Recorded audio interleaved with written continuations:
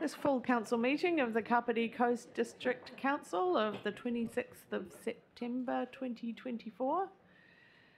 Welcome to elected members, staff, members of the public who are here. Not sure that there are any. We've just had a really good public forum. Oh, hi Grant. We've just had a really good public forum, so that's another way that the public can attend and feed into council. I'll now go to Councillor Warwick for the council blessing. Kia ora. E a mātou e whiriwhiri ana, I ngā taki ki mua, e o mātou aroaro. I pono ana mātou, ka kaha tonu ki te whakapau, mahara huapai mo ngā hapori, e mahi nei mātou.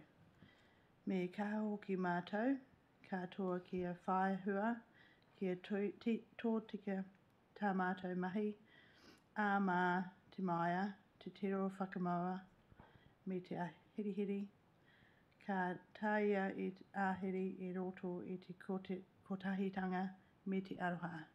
Kia ora. Kia ora. Do we have any apologies for this meeting? No. Any declarations of interest? Nothing under 5, 6. Public speaking time. We have a deputation today from the Otaki Rotunda. Welcome. I'd like to bring two of the trustees. Yeah, absolutely.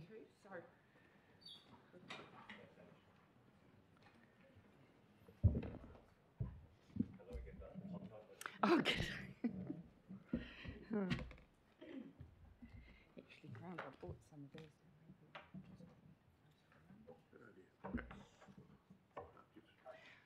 Right. Okay, welcome. Good to see you all. And a very worthy project that you're undertaking, and very challenging. So thanks for coming in and having a chat. So the floor is yours. All right. Well, I'd just like to, I'm Di Buchan, I'm the chair of the Rotunda Trust, and this is Grant Stevenson, who's a trustee, and Jenny Gordon, who's another trustee. Everybody else was a bit busy today, but it looks like it was just as well anyway. You wouldn't have had room for us around the table. We have 8 trustees, and we also have a patron who's Jock Phillips, to just give you an idea of the structure. Now today, Madam Mayor, I thought I would just update you on the progress we're making with the restoration, and then talk about just thanking you for the funding that you've given us over the years and what we've been able to do with it. Does that sound okay? And you can ask us. Sounds great. Thank you. Right.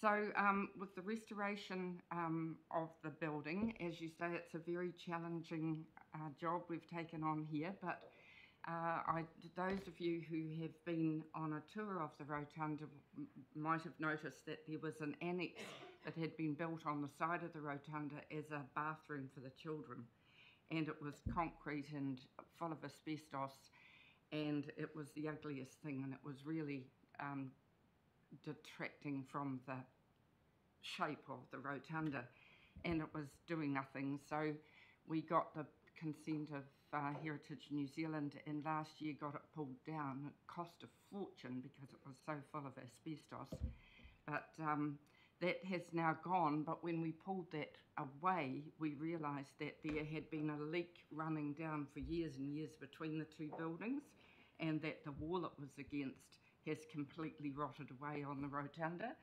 So that's now our first priority, to get that wall fixed and restored back to completely match the style of the rest of the walls.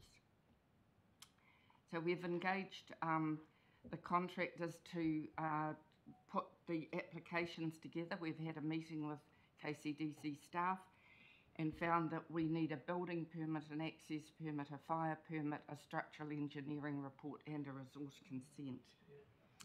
So all of those are soaking up all the money that DOC had put towards the Rotunda this year, but we are on to that. I've just rung all the consultants this morning, and they assure me that those reports are going to be delivered next week. We're hoping to get the resource consent in on Monday or Tuesday to start the process with KCDC. And obviously we are hoping like mad that there's no hold-ups and that those reports are processed quickly and efficiently. The people that we've employed are all conservation experts, so we're really excited about that. You may have heard of Russell Murray. He's the conservation architect who's already done lots of work on the rotunda, and he's agreed to coordinate all these consenting processes. We've engaged a heritage builder, which we had hoped was going to be able to start in September, but it's turned out with the delay in getting these resource consents together and building consents that he's not going to be able to start till November, but he's ready to go. He knows the building well. He's really excited about taking that on. The replacement wall is going to be funded entirely by the Friends of the Rotunda, which is a big thing for us to have to step up to do. But with all the budget cuts and government, DOC got no money this year to help us on the Rotunda, and we already had the rest of the processes in place, so we're just stepping up and funding everything. Next year, DOC's hoping to be able to get the funding for a new roof, but we're in the process of compiling an application to the Lotteries Commission, and if we're successful, the restoration will take a huge step forward next year. Right, so any questions about that bit before I move on to the funding? I think just finish everything you've got to say, and then we'll Right. have questions at the end. If that's okay? Thanks. So with council and community board funding, we mustn't forget the community board because they're our best friends. So on behalf of the Trust, I would really like to thank you both organisations. We've never had anything declined when we've come to you, which is a really good thing. Thank you. But over the years, your funding, when I went right back to 2015, it was 2019, we put our first application in, and we're really excited that we had 30 members, and we thought we were really good in those days, but man, we're much bigger than that now. And we got money to help us develop our website. We, over the years, have printed 2,000 brochures, and Grant's going to hand those around to show you what they look like if you haven't seen them already. We've been able to make large-scale prints of historic photos that we've had on display throughout the health camp in the old days, but now we're going to be putting them on a storyboard inside the rotunda. And we've also given some to the museum, which they're using in their latest exhibition. We've been able to restore the donkey carts that were part of life at the health camp, and they're now going to be looking for ways. If anybody has a donkey, by the way, could you let me know? We've got beautiful carts. We just need a nice old calm donkey that won't scare the kids. We produced a catalogue for an art auction of Mary Annette Hayes paintings using your money, and we've also been able to install electricity in the rotunda for the builder, and that's now going to be great for our tours. We'll be able to put the jug on and give everyone a cup of tea. And the last thing that you have provided funding for through the Heritage Fund is the making of a short film, which we've now been showing to various organisations around Kapiti Coast.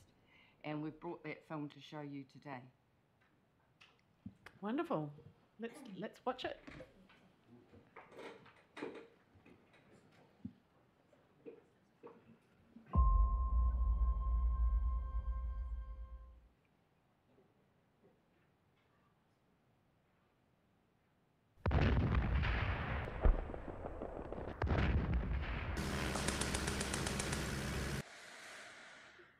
Life was grim for decades after the war. damaged fathers, isolated and overworked mothers raising too many kids. The house was barely affordable, and as for food, all the schools filled to bursting but too few young teachers. Toxic air in the cities, the flu, bloody whooping cough, polio, measles. It was the kids suffered most, as always. I'm small for my age, bit of a mother's boy. Mum says I'm a fussy eater, and she says, "You're too easily distracted, miss." Our new house is all the way up the hill, 62 steps. Mum married him when our real father left. I've been in hospital twice already. I got asthma and I got an anemic, and at school I got some problems. I wet my bed, but I didn't cry. So Mum and the school nurse said we should go to the camp, and we got put in a train and we didn't even know where we were going. Sun, sea and sustenance is what these children need, said two brilliant New Zealand doctors, Elizabeth Gunn and Ada Patterson. They pioneered the children's health camp movement. 6 weeks of outdoor play and exercise, art and education, regular healthy meals and personal hygiene routines. Sir Truby King joined forces with the movement, and local hero Byron Brown donated over 70 acres of his beachside land at Otaki for New Zealand's first permanent children's health camp. 2 World War I hospital wards were relocated by train from Rotorua and reassembled on the site. Other health camps were established across the country under the first Labour government of Michael Joseph Savage. The purpose of the health camps is not to cure disease in children, but to prevent it by building their reserves of health and fitness. Government funding for health camps came from the sale of special issue health stamps, but it was the communities, local and nationwide, that kept the camps fed and supported. A sight to touch the heart of any man or woman who has ever experienced the pangs of hunger, felt the pinch of poverty, or the doubt and despair which accompanies a starved existence. For over 80 years, children in need have been cared for at the Otaki Health Camp. They marched in a line, they bathed in a line, they brushed their teeth in a line, they even swam in a line, those children sent off to health camp soon after the war. Revitalized in mental and physical resources and on the way to become a useful, self-reliant and prosperous citizen with memories that will help to keep him or her intensely human. Tens of thousands of New Zealand children. The curtain finally closed on the Otaki Children's Health Camp in February 2018.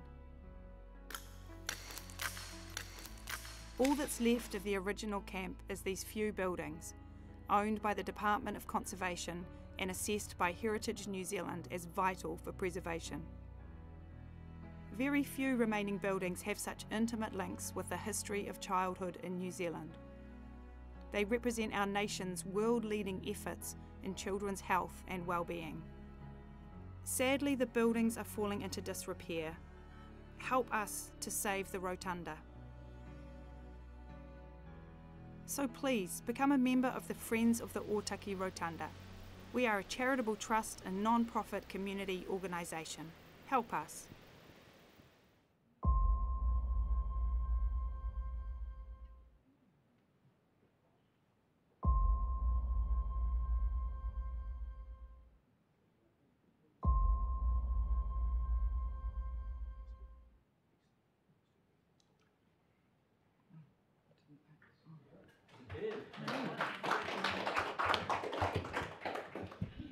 Absolutely superb and really moving. God, Steve's had quite a week here, hasn't he, Steve LaHood? We just saw him on Tuesday.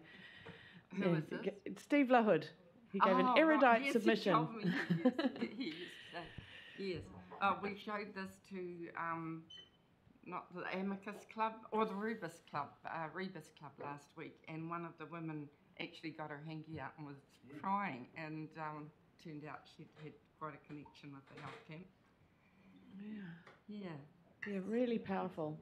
Mm. So does that, do you have anything to add before we go to questions from councillors?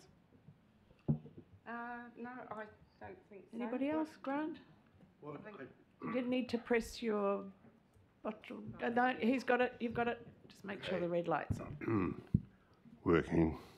I suppose the only point I want to make, apart from saying thank you, because through your Heritage Fund you've made that film and a lot of other things possible, is that we really want to get the message across that this is a building of national significance. Steve covered it in the film, but Old Taggies Camp was the first of the 8 that got built in New Zealand. They were funded through the health stamps, so they were a really important part of New Zealand society. I don't think Kapiti Coast has got a lot of buildings in the Category 1 categorisation, maybe they have, but this is certainly one. So I just want to make the point that this is something that the district can be justifiably proud of, and we've already received a lot of letters of support from local organisations who would use this space once it is restored. Yeah, so we've seen the historic benefit, but the future benefit is another story entirely, isn't it? Yeah. So I'll just have a look at my list here. Liz, I think you're up first. Thank you for coming along. Firstly, I do know of a donkey, actually. Just give me the name. Is it old? I think his name's Henry or something like that. But he lives just around the corner from me in Tohoro Beach in Dixie Street. And he trots around in a little cart and takes children for rides and things like that. So You truly do know everybody, including donkeys, in the district, don't you, Liz? look, I don't know the name, but I'll put my details in here anyway. So I'll try and connect you up because I hear him every morning when I wake up. He's quite loud, but he's a sweetie. So he's not nice. No, he's not nice. Look, I just wondered. I think it would be a tragedy to lose this building. You know, it has to be we won't preserved. lose it. Yeah. So I'm just wondering, in terms of the future of it, how it fits in with what Raukawa, what they're doing, you know, with the utilising buildings for training and all that sort of things for the local iwi there, and you know, what other potential uses are there, and how can we help facilitate the future of the building? Yep. Well, I think at the moment Raukawa's been moving in and settling down and working out what they're doing, and certainly working with Kiwi Can Do, who have the lease on the place. We've got an interesting arrangement with DOC in that all of the grounds and the buildings are leased to Kiwi Can Do, except for the rotunda, which is leased to us. And then Kiwi Can Do have formed a partnership with Raukawa, Ngāti Raukawa. Ngahapu really. And they've set up their offices there, and they're operating from the admin side of it and using it for training as well for their own courses. We have got now an arrangement where we're meeting every 2 months with them to work out what we're doing. They're just starting to think about how they might use their place more for the wider iwi. And so one of the things that they've just flagged with me is that on Waitangi Day they would like to have an open day, sort of a big celebration of the place, which would be fantastic for us too, because by then the rotunda might, all that work we've got in place might be done. But they haven't worked out the details of what they want to do, but I've assured them whatever they want to do, we'd be very happy to be part of it. And I think in the future that's something we're going to have to work out. You know, there's things like access and parking and all that sort of stuff, but they've been in and said, well, this is going to be so exciting when it's open as a community facility. And when they said that, I thought, yeah, great. That's the first time we'd actually heard them say that. Right. Yeah. Thank you. Yep. And after the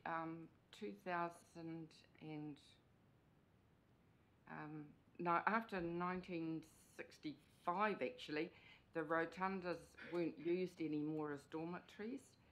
They had built new dormitories that are just for 10 kids in each pod. And from that time, the rotunda was used generally for a whole range of purposes, for a gymnasium and concerts and balls. I actually talked to a couple of people the other day at the Community Expo who remembered it being used as a place where you went for balls. You might remember that, Rod.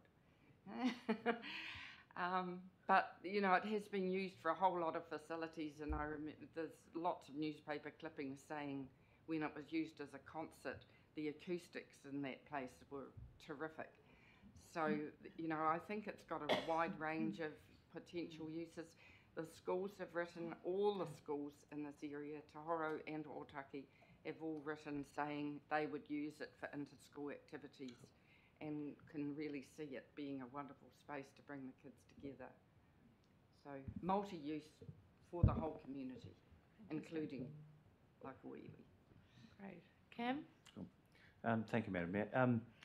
From a community point of view, we see you out there constantly fundraising and doing so much hard work. So thank you for the time that you've put in that. It can be a bit of a thankless task, particularly when you've got a long restoration ahead of you. Just looking in terms of that film, fantastic film, is that publicly released at the moment? Or is that something that we're going to see coming out or visible around the place? Because that would be, for the people in Otaki that don't know about the rotunda, it would be filling a great gap. Yeah. Like out on Facebook and social media, etc. Is that due to come out soon? I think that we will do that. At the moment, we wanted you to see it first, but I'm afraid we couldn't wait. So it's now been shown to 2 lots of Rotary and 1 of the Amicus group. And it's also been shown at our quiz night at the RSA. Yep. Where else have we shown it? Well, we could perhaps... Oh, the movies. We showed it at Shoreline the other night. Excellent. Shoreline have got it, and they're looking at showing it in between their trailers. That'll reach a really wide audience. Well, we'll certainly put it on our website. Do you want to put it on I'm just thinking of all the multiple Otaki Facebook pages, but if you put it onto your Rotunda page, it could be shared from there. Sunny Otaki and that other one. The OTK 364, all of them. Yes. Cool. All right, thank you. Great. Nigel? Yeah, Casey News will certainly run that video. Just congratulations, I think it's brilliant, and I think it's really, really timely. I had a mate who used to go there when I was a kid, which was fantastic. And yeah, I think it's just very, very timely. We've just had a minister who has thrown out a plan for fixing child poverty. So you know, welcome to Back to the Future on some of this stuff. And so yeah, I had some questions around what possible future uses might be. I can actually see, it sounds appalling, but I can actually see the original need for this coming back. I really can, and a it's lot of horrifying. people have said that, Nigel, from the time I wrote Sunsea and Sustenance and started doing presentations. Every presentation, and there were heaps and heaps of them, would end with someone saying, why did we close it? We need it now more than ever. So I just think it's fantastic, and if nothing else, it's going to be a reminder of what we used to do, how we used to care, and that we need to continue doing it. So congratulations, and yes, the website KC News would be more than happy to run that film. Okay. Yeah. That's wonderful. I'm not seeing any more questions, so... if I could just add one more thing, Mia. We weren't able to run any tours last year because there was, you know, they were trying to get all the leases sorted out in the place, and we weren't sure whose space was whose.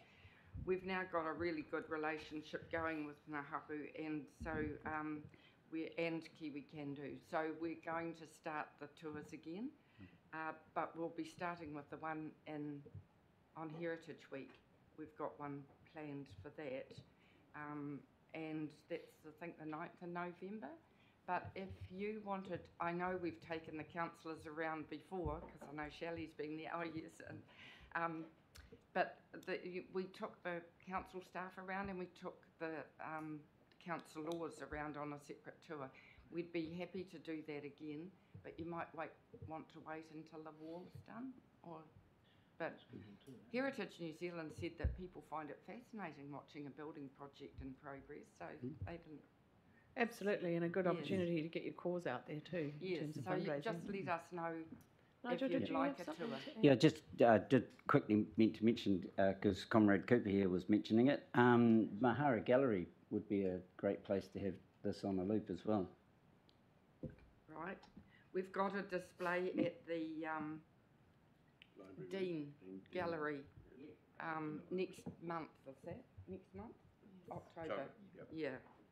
And that's going to be for a couple of weeks with all the parrot bits and pieces from the health camp on display with the film at Mahara Gallery. Yeah, I can think of a few possible opportunities at Toi Mahara actually. Yeah. Right. Thank you so much for coming in. It's been worth spending a bit of time on this because we haven't really had an in-depth update with this group, so it's been really fantastic. Thank you, and we look forward to supporting the project in any way we can. Thank you so much. I don't suppose free building permits would be part of that, Madam Mayor. No, that's Just different. putting it out It's here. just a different budget. I'm happy to have a conversation with you about that. Thank you. Yeah. Thank you so much. Okay. Perfect. Oh, perfect. Well, So just checking, we don't have any public speakers apart from that deputation.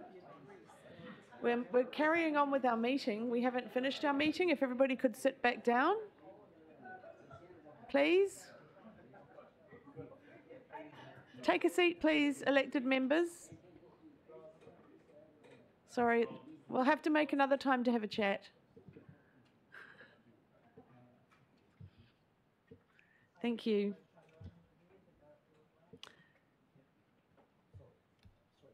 Leaves of absence can be reported to my office. I haven't been advised of any matters of an urgent nature. Oh, nothing under 9 today. I'll get one, have a mayor's report next time. Haven't had one of those for a while. So, we're up to reports. 10.1, Class 4 Gambling and TAB Venue Gambling Policy 2023, Amendment to Guidance Footnote. Who have we got for this? Chris? Hamish. Hamish is coming to the table. Welcome, Hamish.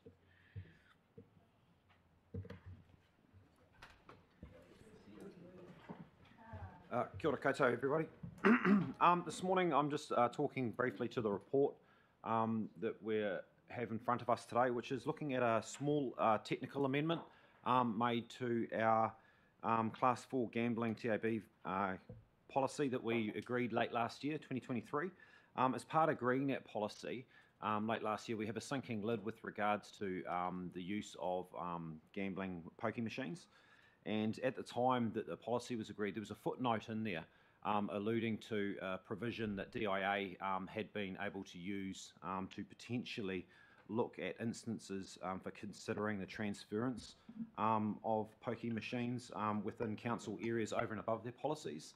And subsequent to that being agreed late last year, there was actually a court case, a decision by the High Court overturning that provision and saying it's no longer appropriate. And so that's currently subject to appeal, but because it has been a decision made by the High Court, we've been looking to update and reflect that decision into the policy. So we've proposed that footnote that's attached just to identify that and provide that context to make the policy clear and reflecting current information as we have available. So really this is just a technical process to make that available as part of the guidance supporting the overall policy. And we'll keep an update and eye on further decisions that come out. And of course, this policy gets reviewed every 3 years more fulsomely. So we'll come back and look at that fulsomely when that time rolls around, which will be in a couple of years. I'm happy to take any questions. Any questions? I'd just like to move recommendation A. This is a technical adjustment. And Okay, seconded by Councillor Handford. If you have any questions, feel free to ask them, and then we'll go to the right of introduction, if that's okay. So are there any questions? Councillor Spires? Thank you. Just wondering, and you're talking about a sinking lid policy, how far down is this sinking lid policy going to go? I mean, at the end of the day, is the aim to close down the Otaki Maori Racing Club? I mean, how far does the sinking lid policy go? Because you're talking about gambling and TAB. Chris is going to answer that for you. Thank you. Sorry. I think the item we're putting on the table today isn't adding any new information to the policy itself. We're only focused on the footnote that's in the current policy because of the legal advice we've received that it would be prudent for council to acknowledge, I'm going to say, the movement in our external context. So the issues that DIA is stepping through and that Hamish noted technically isn't anything to do with us. No. It's for them to manage. Yeah. We just need to make sure we've reflected that that's happening, because it is, depending on the outcome of that, potentially going to require a slightly different interpretation of what can and can't happen. So we aren't actually talking about any further steps around the sinking lid or changes to any business in relation to the policy itself today. So we might take that point or conversation offline is where I'm heading. Yep. Thank you. Thanks very much. Go DIA. Bede, is this a question? Yes. So I didn't read this till quite late in the week, so I didn't get a chance to send a question through before the meeting, so I apologise for that. But I'm just curious, the number of venues that would be affected by this would happen very rarely, wouldn't it, in terms of people moving their pokie machines only a small distance. I'm just curious as to why a footnote's needed at all. Why not just leave it to the applicant to make that part of their application if they think it's appropriate to them? Doesn't putting the footnote potentially create confusion? Apologies. The footnote exists already, so it's in the policy, and I think that's a great reflection. And in our discussions with the Department of Internal Affairs, we will put that forward and have that conversation. So some of what we do is as a result of the requirements that come from central government, which means that it's created additional work now because of this change. So I think that's a great reflection on this process and something that we'll look to consider as we build or have conversations with central government into the future. Thank you. Sorry, just to follow up on that, if we were going to remove the footnote, how would that happen? I'm signalling to you that Internal Affairs wanted the clarity in our policy. No? I think it's just it would require Hang on. consultation. No, we need the microphone on for everything. Do we say? I think some of the advice we had back internally was that if we look to remove the footnote at this point in time, it might actually trigger going out and doing a full process. So part of this is actually just to identify the technical change, and that will go back because it's supporting guidance, not part of the policy, and so that then FOR will update it more fulsomely and look to remove it, subject to the outcome of any appeal processes too, within that next 3-year review period. So it's just trying to provide additional guidance in the interim while that process is playing out. So I think we're stuck with the footnote for now. Yeah. Correct. Like. And we will look to simplify May it. as well if make we it know. work. Okay, so it's been moved and seconded. Councillor Coe, Councillor Handford. Any right of introduction? Waived? Any debate? All in favour? Aye. Against? That's carried. Thank you. Updates to governance structure. We've received some amendments to the recommendations in the paper, which I think have gone through, so we're all prepared for that. And I'll pass over to Steffi Heffley to introduce. Kia ora koutou. This report asks Council to approve the amendments to the governance structure, especially in relation to the resignation of Oriwia Rauriti from the Risk and Assurance Committee. Also, the 2 subcommittees are proposed to be renamed as committees. And lastly, there's an amendment to the Wellington Region Waste Management and Minimisation Joint Committee. And thank you. And actually there has been a change to what has been recommended in the report. in that, and the amended recommendations will come up on the screen. It moves Councillor Martin Holliday and Jocelyn Pravanov around, so Councillor Martin Holliday will be the primary delegate to the Joint Committee, and Councillor Pravanov can attend if he's unable to attend. I can As an answer any alternate. further questions if there are any. Great. Councillor Wilson?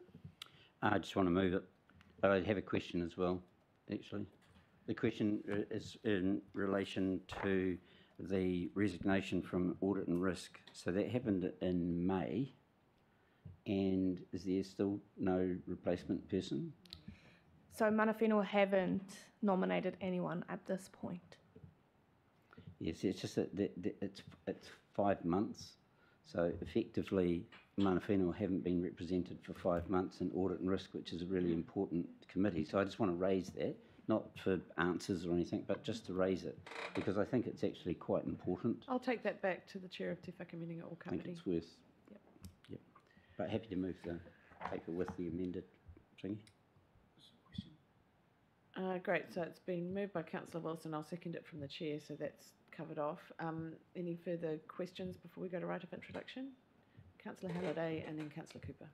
Yeah, look, I just wanted to just clarify the corrections that I emailed.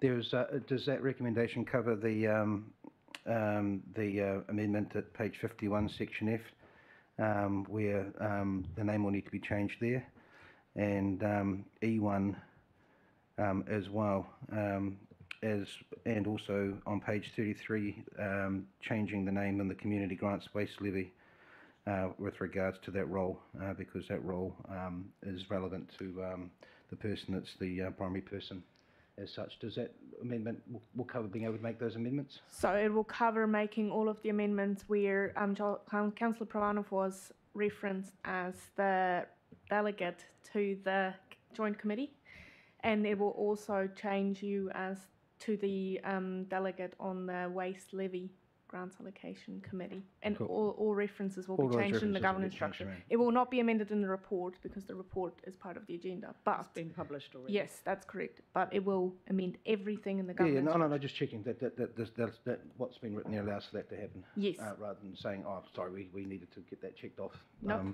it covers it. Okay, that's cool, lovely. Thank you, that's it for me. Yeah, I just wonder, does it matter that it's different in the report to the recommendations? No, it doesn't, does it? Councillor Cooper? I just had a question in regards to the monies being paid to that position. Is it still being paid? Did it stop being paid in May? Is it intended to continue to be paid until it's filled? So just to check, you're referring to Olivia Rarity. Yeah. So the Mana Whenua representative on the Risk and Assurance Committee was remunerated on a per meeting level. So she stopped claiming when she resigned. That's correct. So she hasn't been paid because she hasn't claimed. Great. Okay. Just a follow-up question to that. So is that the same for all the other committees where representatives don't attend or haven't attended? It's the same for all non-elected representatives. So non-elected representatives are paid per meeting as per the non-elected members framework.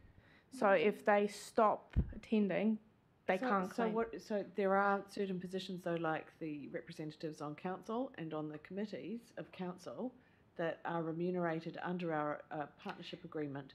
Yeah, correct. They aren't paid on a per meeting basis. Correct. Sorry. So, Yeah, that is correct. So that's an annual payment Yep. to each iwi. But I don't think that's a subject for conversation right now. If we have concerns about that, we can take that offline. Yep. The So paper we have in front of us is the amendments to the governance and delegations, and I want to stick with that, please. Sorry, okay, just speaking directly to this position. So is someone being paid or not at the moment? No. For okay, this thank you. position, no. Yeah, thank you. That's all I want to know. Yeah, great. Appreciate that. Cool, okay, so it's been moved by Councillor Wilson, seconded by the Mayor. Right of introduction. Yeah, just briefly I think it's important to that we're noting that these are committees as opposed to subcommittees. It might sound just like a technical thing, but actually it's more important than that. It's more important for people who come along to those committees to know that they're coming along to a formal committee of council as opposed to a subcommittee. It has a deeper meaning, I think, and intensity. So that's really important. And yep, that's it for me. The other bits take care of themselves. Fantastic. Yeah, I tend to agree. There was a bit of back and forth about whether they should be committees or subcommittees right from the start, and I think we've landed in a good place. Councillor Pravanov? Yes, thank you. And it's great to see that the names have been changed here. I just want to check on the, in relation to the delegations, the fact that these are now committees, but they are still in a position of where they recommend strategies, policies and bylaws to both ops and council. So those delegations aren't being changed. No. Okay, thank you. We can always look at further changes as we go along. We've had quite a few amendments to our governance and delegations, and I like the fact that it's a slightly living document in this term. We're working it out, tweaking as we go along, and making sure that we have the best possible places for decisions to be made. Okay, so I'll put that to the vote. All in favour, please say aye. Aye. Against? It's carried. 10.3, draft calendar of meetings.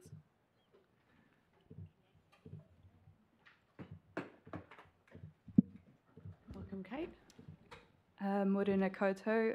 I'd like to take the report as read and happy to answer any questions. Any questions relating to our schedule for next year? Happy to move. Moved by Councillor Kirby, seconded by Councillor Handford. Right of introduction. Waived. Councillor Wilson. I just have a very quick comment. It's we kind of take it for granted that when we get a calendar like this, it's an incredibly complex process trying to work this out. So congratulations for doing it. I mean, I've had a go at a couple of these things in the past.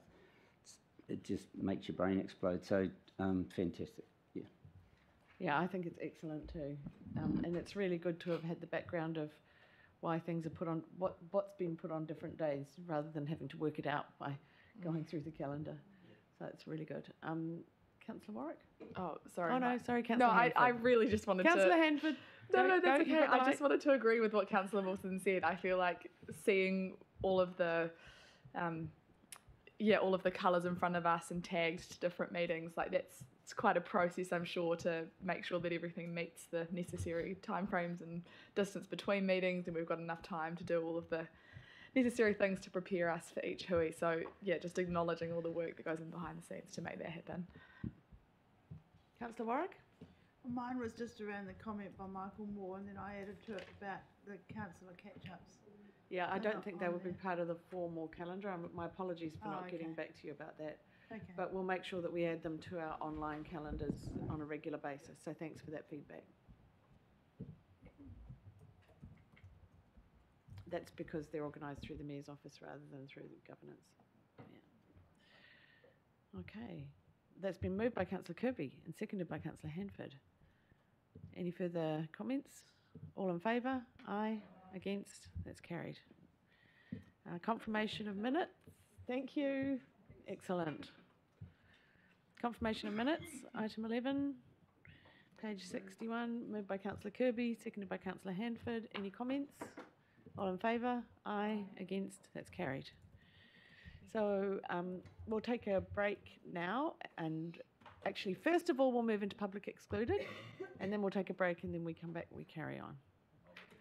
Moved by Councillor Kirby, seconded by Councillor Coford, that we move into public excluded for the reasons outlined on the agenda. All in favour, please say aye. Aye. Against? That's carried. See you in 15 minutes.